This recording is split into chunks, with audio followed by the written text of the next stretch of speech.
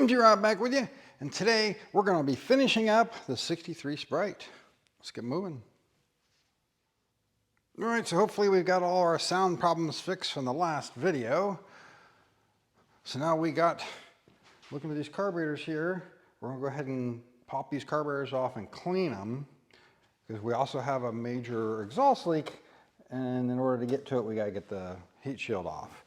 We also have a problem with the throttle hanging up here a little bit, and he's got a broken piece here. So we're going to be looking at that, and this is a really simple fix here. Let me see if I can get a better camera angle on it.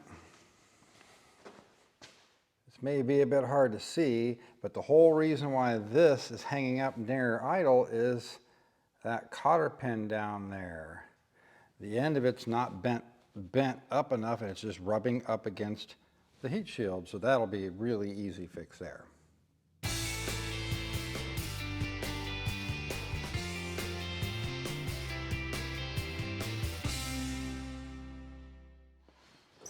All right, so now I got my carburetors on my little table here that I like to do carbs on, and just doing a quick eyeball of the float highs.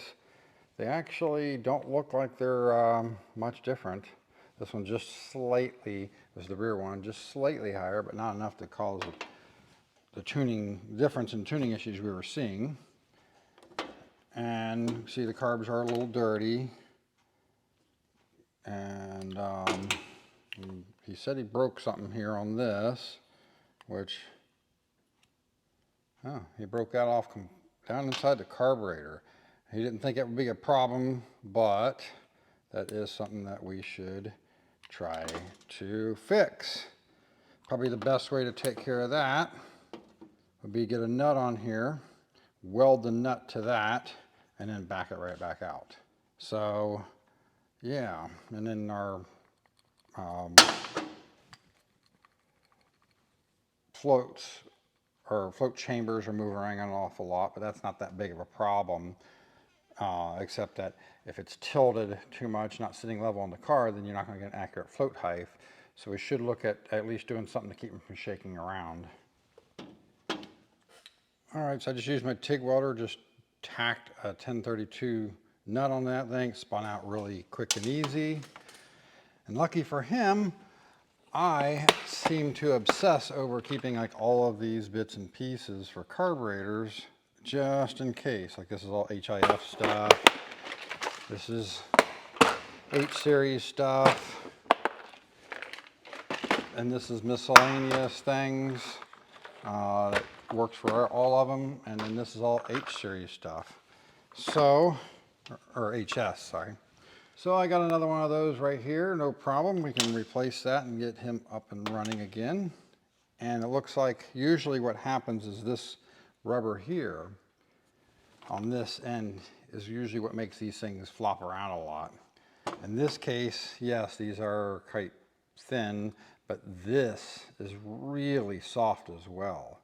So I'll see if I have any matching ones to these in my bits here that aren't quite so soft, and that should help hold them things where we want them. So I'll get my universal solvent here.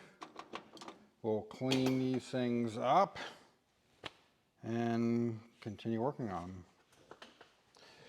All right, so we're not going too crazy on this one to clean these up or keep it down into the cost-effective range. But I replaced that, and see, it really done a lot to keep that from moving. So now this one's cleaned up a bit. We'll clean up that one and start reassembling some more things. So on this other side, this wasn't nearly as soft, but the seal underneath the bolt head was completely trashed. So we got a new one for that. I just happened to find one on the shelf. Even though I don't seem to be actually normally stocking them now, I had some within some miscellaneous parts. And then that should keep this one from swinging around all over the place. And I just got to finish putting this linkage together. Then we can go over there, take the heat shield off, and see what we can do about the exhaust leak. In general design, this is actually a pretty basic, simple setup, in that it's a ball and a socket here. But the clamp here, it's got a clamp that goes around it, and that's slid down too far for me to grab a hold of right now. That clamps all that together. And it can be a little difficult to get everything lined up just right to where it doesn't actually leak. And of course, it's hard to get to, especially on this. You can't get to it without the carbs. Like on a magnet, you can just barely reach it without taking all the carbs off, but it's a real pain in the butt. This one here is a little bent right here and here, probably from the clamp itself. Somebody trying to tighten it too much without this being seated properly. So I'll have to work on trying to straighten that a little bit and then try to reconnect it again.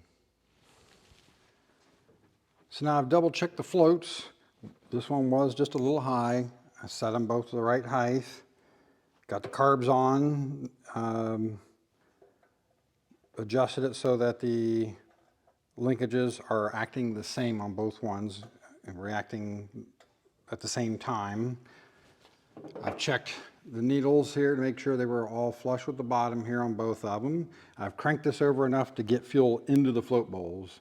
So at this point I should be able to just put these on, screw them down, and then we can try to start it and see if we've actually fixed that exhaust leak and see how well we can get it tuned.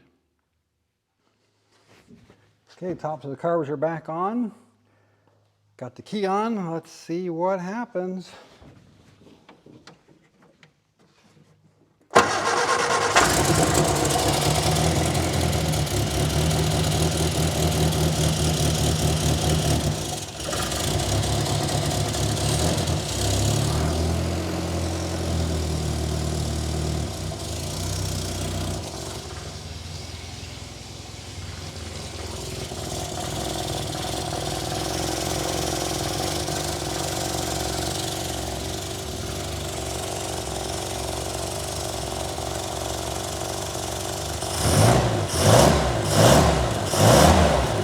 Already sounds a lot better. Have to get just a little bit of heat in the motor, and then I can start tweaking on enrichment. All right, the reason we want to get just a little bit of heat in the motor is we're going to get it warm enough to where it's beyond where it would need choke. Otherwise, you're kind of fighting yourself playing with the enrichment. So we can check here.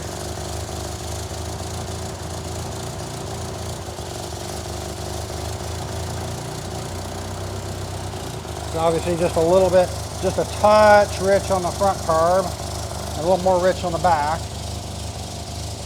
Because I had actually richened the rear carb up to see what would happen. You always want to clear it out before you check it again.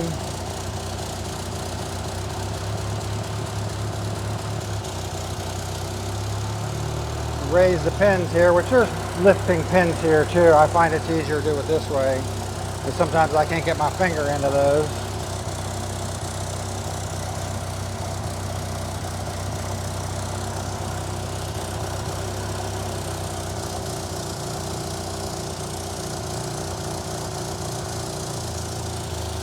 So if you lift that just a little bit, you should hear the RPM just barely perceptibly go up a little bit and then settle back down. If it goes up, you're too rich. If it drops off, you're too lean.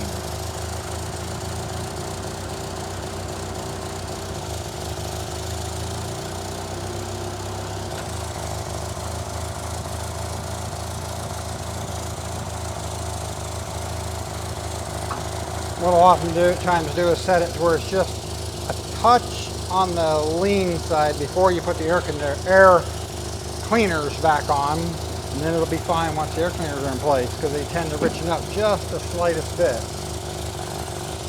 And we can check the airflow. Obviously I got one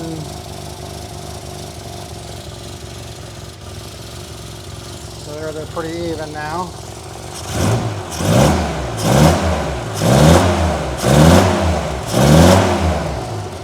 our exhaust leak, there's still a tiny leak there, but it's way better than what it was.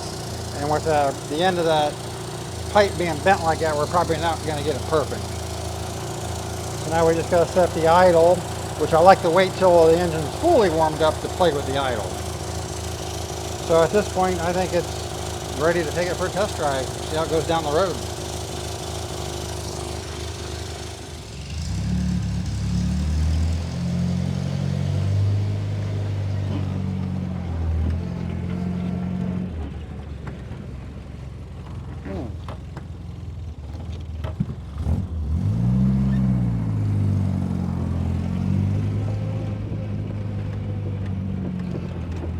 The clutch and the brakes don't feel so great, pedals at least.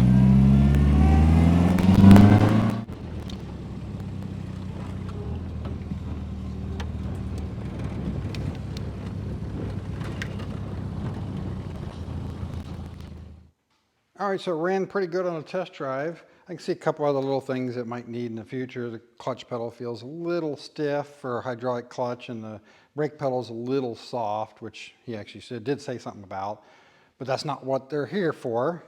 And I think actually we got maybe a weak spring in the back somewhere because it's bottoming out over some of the bumps.